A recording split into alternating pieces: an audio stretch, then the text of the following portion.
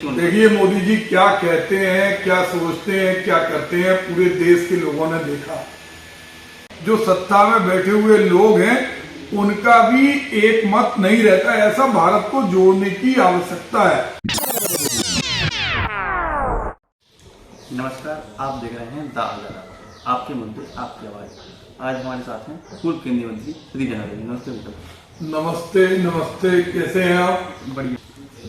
जैन साहब, जो भारत जोड़ो यात्रा शुरू हो रही है उसको किस तरीके से देखते हैं? क्योंकि जितनी भी अभी तक यात्राएं हुई उन यात्राओं में सत्ता परिवर्तन दिखा है। बिल्कुल अवश्य आपने वो मेरे जुबान की बात छीन ली। जिन बातों के लिए मैं आपसे कुछ कहना चाहता था, क्योंकि जो भी यात्रा निकली, चाहे हम YSR रेड्डी को देखें, जब आंध्रा अखंड आंध्रा था, कांग्रेस के पास में नहीं था, लेकिन रेड्डी साहब जिस समय जमीन पर निकले उन्होंने यात्रा की और फिर सत्ता कांग्रेस के पास आई, जनता के पास आई। और अभी तो चूंकि भारत टूट रहा है, जाति के नाम पर, धर्म के नाम पर, भाषा के नाम पर, क्षेत्र के नाम पर, यहाँ तक कि आपस में भी जो सत्ता में बैठे हुए लोग हैं उनका भी एक मत नहीं रहता। ऐसा भारत को जोड़ने की आवश्यकता है, जिसके लिए कन्याकुमारी से लेकर कश्मीर तक 3500 किलोमीटर की यात्रा इस देश के नेता राहुल गांधी के नेतृत्व में 7 तारीख से प्रारंभ होने जा रही है। यात्रा के समन्वयक दिग्विजय सिंह कहते हैं ये यात्रा राजनीतिक नहीं है, तो ये यात्रा राजनीतिक कैसे नहीं है? देखिए, दिग्विजय सिंह इस देश के ऐसे नेता हैं जो किसी भी मुद्दे पर स्पष्ट राय रखते हैं। कोई हम वोट मांगने नहीं जा रहे हैं, हम किसी से ये कहने नहीं जा रहे कि आप कांग्रेस पार्टी के लिए वोट दीजिए, ये हमारे प्रत्याशी हैं, राहुल गांधी प्रधानमंत्री पद के प्रत्याशी हैं। हम केवल लोगों को जोड़ने के लिए जा रहे हैं। लोगों को जो बटे हुए हैं, जो बेमनस्यता फैलाई है जाति के नाम पर, धर्म के नाम पर, उस बेमनस्यता को खत्म करने के लिए कि हिंदुस्तान एक है। बाबा साहब भीमराव अंबेडकर के संविधान के द्वारा जिस आजादी के लिए महात्मा गांधी सहित लाखों लोगों ने अपनी कुर्बानी दी, पंडित जवाहरलाल नेहरू जैसे लोगों ने दसियों साल जेल में गुजारे, आज उसकी एकता, अखंडता और जोड़ने के लिए ये यात्रा निकाली जा रही है।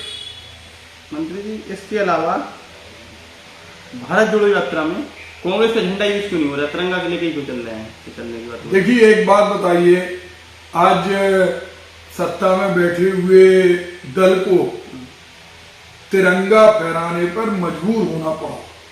उन्होंने अपना पश्चाताप किया। जिस पार्टी ने 50-60 साल तक अपनी LIU की टीम, जिसे कहा जाता है RSS, जो उनकी लोकल इंटेलिजेंस यूनिट है, उसके कार्यालय पे कभी तिरंगा नहीं फहरा था, आज उन्होंने घर घर तिरंगा फहराने का काम किया। उसका एक ही लक्ष्य है कि तिरंगा हो या कांग्रेस का झंडा हो, राष्ट्र को जोड़ने के लिए ये ध्वज है, हमारा राष्ट्रीय ध्वज। उस ध्वज को लेकर यात्रा निकालना इस बात का संदेश है, इस बात का लक्ष्य है कि हमें भारत को जोड़ना है। मंत्री जी, जब आप सांसद थे बुंदेलखंड से, चाहे मध्य प्रदेश के बुंदेलखंड की बात करें, चाहे उत्तर प्रदेश के बुंदेलखंड की बात करें, इकलौता सांसद कांग्रेस के आप थे। उसके बाद बुंदेलखंड पैकेज स्वीकृत कैसे हो गया था? देखिए, बुंदेलखंड पैकेज जो है, बुंदेलखंड के करोड़ों लोगों के दिलों की आवाज थी।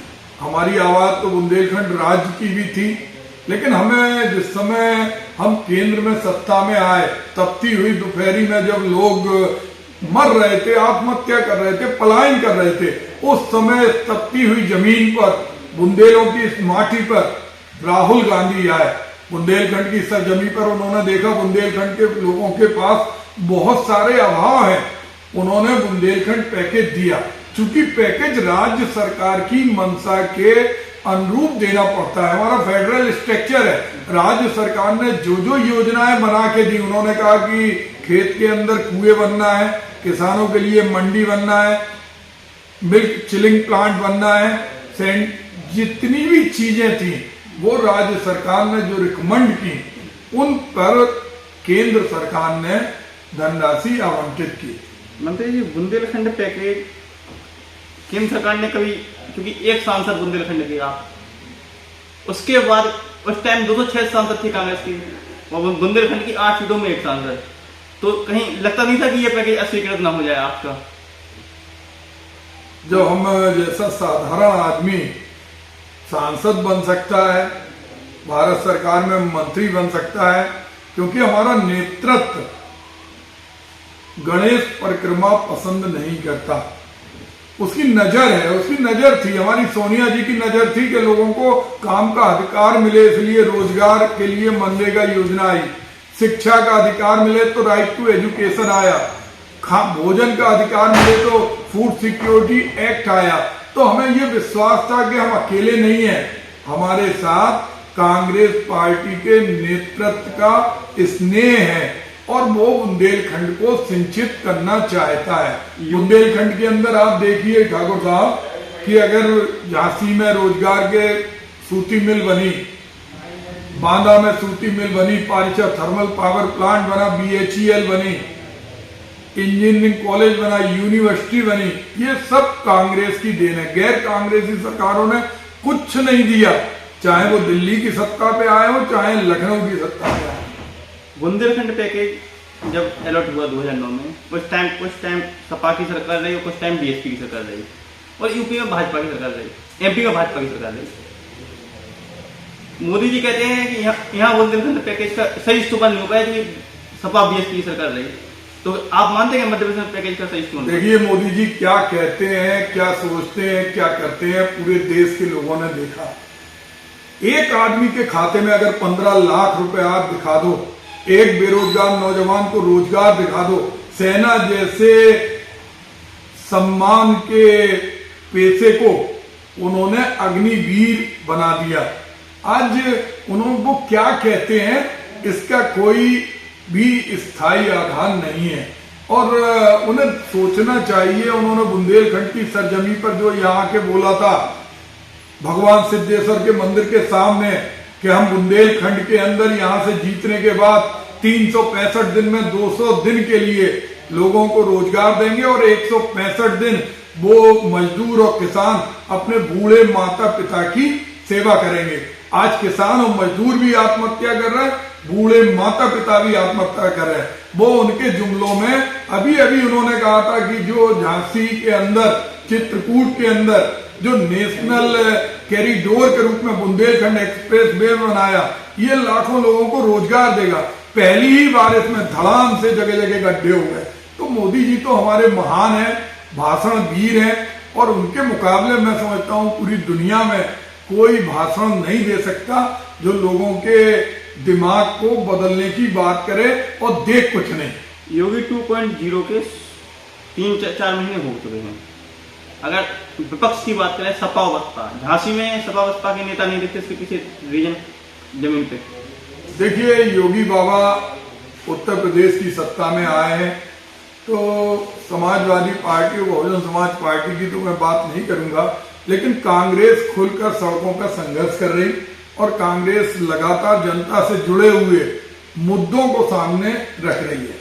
क्योंकि हमारा संगठनात्मक ढांचा बहुत मजबूत नहीं था, जिसके कारण हम ध्रुवीकरण की राजनीति में सत्ता में सीटें नहीं पा पाए, लेकिन आज भी लोगों के दिलों में हमारी सरकार है। आपकी बात करें, आप 2004 में विधानसभा जीते, 2007 में विधानसभा जीते, 2009 में लोकसभा जीते, 5 साल में 3 चुनाव, उसके बाद 2014 में अरे लगता नहीं है कि आपका जो गोल्डन पीरियड था वो अब चला गया?